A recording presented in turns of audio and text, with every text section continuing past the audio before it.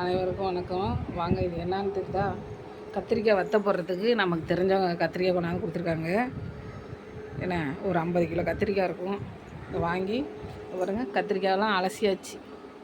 அலசி கொண்டாந்து வச்சுருக்கோம். 4 நாளாக வெட்டி போட வேண்டியதான். வாங்க, அடுத்தது வெட்டிட்டு காட்டுறேன்.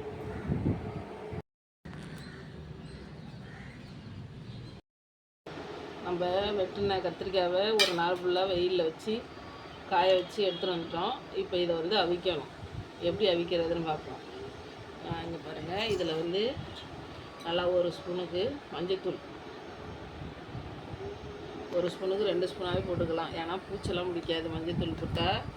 அப்புறம் ஒரு கைப்பிடி உப்பு, நல்லா கறிக்கிற உப்பு தான் போடுறேன். இது கத்திரிக்காய் வீணாகாமல் நமக்கு 1 வருஷம் 2 வருஷம் இருக்கும்.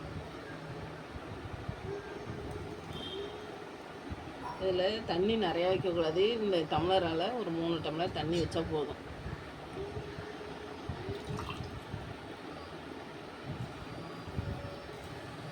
தண்ணி நிறைய வச்சு அவிச்சிங்கன்னா கத்திரிக்காய் சொத சொதன்னு ஒரு மாதிரி ஆகிடும்.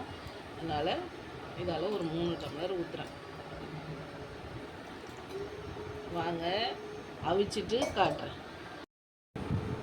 இப்போ நம்ம 50 கிலோ கத்திரிக்காய் நம்ம வாங்கி வத்தல் போட்டோம். பாருங்கள், இது ஒரு 10 கிலோ தான் இருக்கும். இப்போ கத்திரிக்காய் வத்தல் ரெடி ஆகிடுச்சு. ஒரு 5 நாள் வெயிலில் காஞ்சி நல்லா சல்கை நல்லா கலன்னு கேட்குது. இது வத்த குழம்பு, கருவாட்டு குழம்புலாம் வைக்க சூப்பராக இருக்கும். தேவைன்னா வாங்கிக்க. நம்ம காய வச்சு எடுத்துகிட்டு வந்த கத்திரிக்காய் வத்தல் பூரா பாக்கெட் பண்ணியாச்சு. 1/4 கிலோ 1/2 கிலோ ஒரு ஃபேமிலிக்கு ஒரு 1/4 கிலோ வாங்கினீங்கனாலே இந்த வருஷத்துக்கு கத்திரிக்காய் வத்தல் போதும். நன்றி, வணக்கம்ப்பா.